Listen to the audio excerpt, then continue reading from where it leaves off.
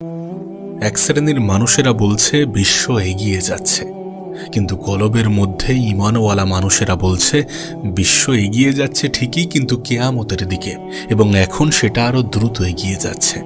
এখন সময় আরো বেশি দ্রুত এগিয়ে যাচ্ছে, আরো বেশি দ্রুত এগিয়ে চলেছে।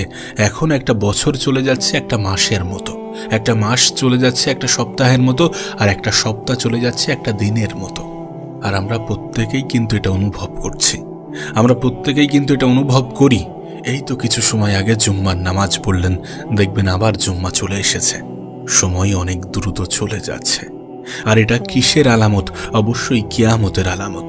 কিয়ামতের কত আলামত আছে যেগুলো বলে শেষ করা যাবে না। আপনি আজ খেয়াল করলে দেখবেন মহিলাদের সংখ্যা বাড়ছে, পুরুষদের সংখ্যা কমছে, মহিলারা পোশাক পরেও নগ্ন।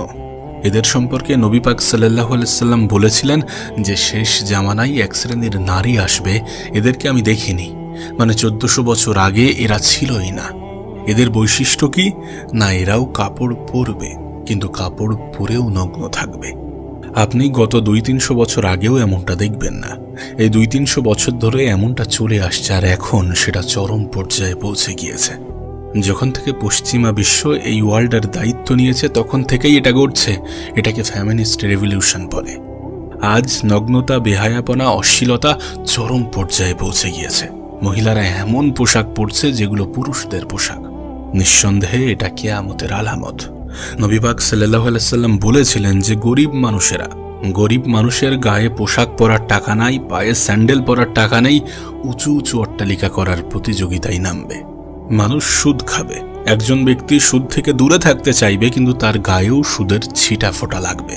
হ্যাঁ, এটা সেই যুগ যেখানে আপনি সুদ থেকে বাঁচতে পারবেন না।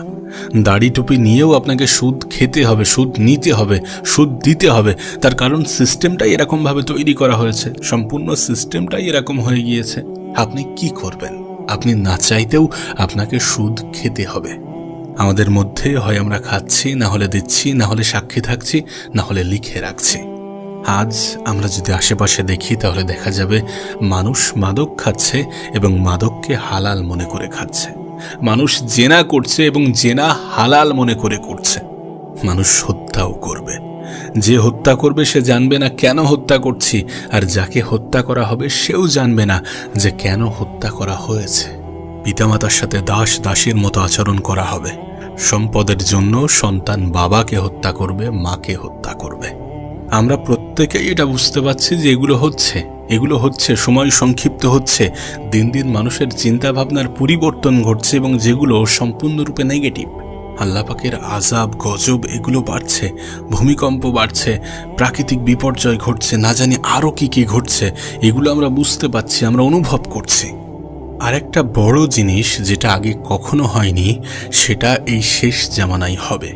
এই বিশ্বের বুকে ইহুদি এবং খ্রিস্টানদের মধ্যে একটি অ্যালায়েন্স হয়েছে, যেটাকে আমরা জায়নেন্স মুভমেন্ট বলি।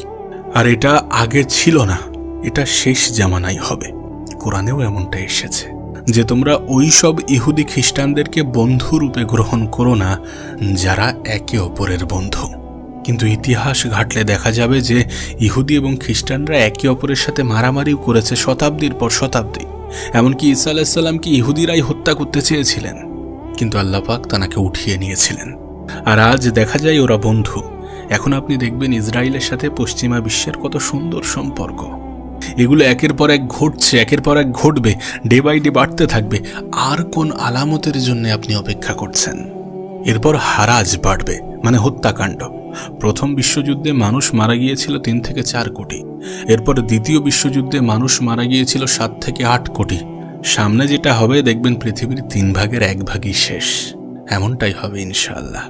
না, আমরা চাই না এমনটা হোক, কিন্তু এমনটাই হবে, কারণ এটা লেখা হয়ে গেছে। নবী ঈসা আলাইহিস সালাম আসার আগে পৃথিবী এমন থাকবে না। জনসংখ্যা কমবে, পৃথিবী সংকীর্ণ হয়ে আসবে। প্রচুর মানুষ মহামারীতে মারা যাবে, এবং মহামারীর পরে ভূমিকম্পের বিষয়টা আসবে। আর হ্যাঁ, একটা না, একাধিক ভূমিকম্প হবে, অনেক ভূমিকম্প হবে, এবং প্রত্যেকটা ভূমিকম্পে কিন্তু পৃথিবীর সময় সংকীর্ণ হয়ে আসে। যাই হোক, এই অবস্থান এবং এই অবস্থানের প্রেক্ষাপটে ইসলাম ছাড়া আমাদের আর কোনো উপায় নেই। আর ইসলাম ছাড়া কেউই সমাধান দিতে পারবে না। এই জন্য নিরপেক্ষভাবে যেহেতু রবের কাছে আমাদের ফিরে যেতেই হবে, তাই আমাদের উচিত ইসলামকে জানা। প্রথমে জানা এবং বোঝা, হঠকারী না হওয়া, না এটা বোঝা যে প্রত্যেকটা বিষয়ের সলিউশন আছে কি নেই। যদি দেখেন আছে, তাহলে আর দেরি করবেন না, ইস্তেগফার করে আল্লাহর কাছে নিজেকে সমর্পণ করুন। আল্লাহ পাক আপনার বিগত দিনের যত গুনাহ আছেন সমস্ত গুনাহ আল্লাহ পাক মাফ করে দেবেন ইনশাআল্লাহ। আল্লাহ পাক তো এমনও বলেছেন, যারা তওবা করবে, ঈমান নিয়ে আসবে, আল্লাহ পাক শুধুমাত্র তাদের গুনাহগুলোকে মাফ করবেন না, বরং তাদের গুনাহগুলোকে নেকিতে পরিণত করে দেবেন ইনশাআল্লাহ। আমাদের ফিরে আসা উচিত যখন সময় নিয়ন্ত্রণের বাইরে চলে যায় তার আগে। ফিরে আসা উচিত যখন সমস্ত কিছু আর আমাদের নিয়ন্ত্রণে থাকে না তার আগে। ফিরে আসা উচিত আমাদের মৃত্যু আসার আগে। আর মৃত্যু কখন কার জীবনে কিভাবে চলে আসবে আমরা জানি না, তাই যত দ্রুত সম্ভব আমাদের ফিরে আসাটা প্রয়োজন। রবের কাছে নিজেদের আত্মসমর্পণ করাটা প্রয়োজন, নিজেদেরকে উজাড় করে দেওয়াটা প্রয়োজন, নিজেদের মনের খবর, মনের কথা সমস্ত কিছু রবকে খুলে বলাটা প্রয়োজন। না, আমাদের মনে আক্ষেপ থাকতেই পারে, আমাদের মনে কষ্ট থাকতেই পারে, আমাদের মনে অনেক ইচ্ছা জাগতেই পারে, কিন্তু সমস্ত কিছু কাকে খুলে বলবো আমরা? কাকে খুলে বললে সমাধানটা পাবো? কোথায় গেলে সমাধানটা আসতে পারে? অবশ্যই সেটা রবের কাছে। অবশ্যই আমাদের স্রষ্টাই সমস্ত সমাধান রাখেন এবং তিনি জানেন আমাদের জন্য কোনটা উত্তম। তাই আমাদের ফিরে আসা উচিত আমাদের রবের কাছে। সময় থাকতে সময়ের মূল্য বুঝে চলে আসা উচিত। আমরা অস্বীকার করলেও এটাই বাস্তব, এটাই সত্য যে কিয়ামত খুবই সন্নিকটে। তাই সময়ের সঠিক মূল্যায়ন করা উচিত, সময়কে সঠিক জায়গায় কাজে লাগানো উচিত।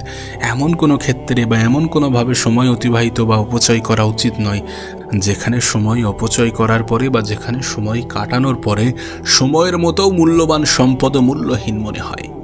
আমরা সবই বুঝি, এমনটা নয় যে বুঝি না। আমরা সবই দেখি, এমনটা নয় যে দেখি না। সবই তো আমাদের সামনেই ঘটছে, সবই তো আমাদের সামনেই ঘটে চলেছে, সবই তো আমাদের নিজেদের মধ্যেই ঘটছে, আমাদের নিজেদের সাথেও তো ঘটছে। এমনটা নয় যে সমস্ত কিছু লোকচক্ষুর আড়ালে ঘটছে। আজ আমরা সমস্ত কিছুকে শিথিল মনে করছি যে এটাই তো হওয়া উচিত, এটাই তো সত্য, এটাই তো বাস্তব, এটাই তো ভালো। আমরা মেনে নিয়েছি অন্যায়গুলোকে, আজ আমরা মেনে নিয়েছি, যার ফলে সেটা অন্যায় মনে হচ্ছে না। কিন্তু অন্যায় তো অন্যায়, আমাদের কাছে সেটা ভালো কিছু হলেও রবের কাছে সেটা তো অন্যায়। এবং আমরা জানিও যে এটা অন্যায়, কিন্তু আমরা নিজেদেরকে ভুল বোঝাচ্ছি যে না, এটাই তো ঘটছে, এটাই তো হচ্ছে, তার মানে এটাই ঠিক। এমনটা নয়, এটা ঠিক। একটু বোঝার চেষ্টা করুন, একটু বিবেক দিয়ে ভাবুন। সমস্ত কিছু তো আপনার সামনেই ঘটছে, এমনটা তো নয় যে আপনার আড়ালে চলছে। আপনার জীবনের মূল্যবান সময়গুলোকে এমনভাবেই অতিবাহিত করবেন না। সমস্ত কিছু দেখার পরেও না দেখার ভান করবেন না, সমস্ত কিছু বোঝার পরেও না বোঝার ভান করবেন না। ভুলে যাবেন না যে আপনার রব আপনাকে কতটা ভালোবাসেন। ভুলে যাবেন না যে আপনার রব আপনাকে বিবেক বুদ্ধি দিয়েছেন। ভুলে যাবেন না যে আপনার রব আপনাকে প্রতিশ্রুতি দিয়েছেন যে তিনি আপনাকে ক্ষমা করে দেবেন যদি আপনি ফিরে আসেন। তাই আমাদের উচিত বাস্তবতাকে অস্বীকার করার পরিবর্তে সেটাকে বোঝা। কিয়ামত খুবই সন্নিকটে, তাই সময় থাকতে সময়ের মূল্য দেয়া।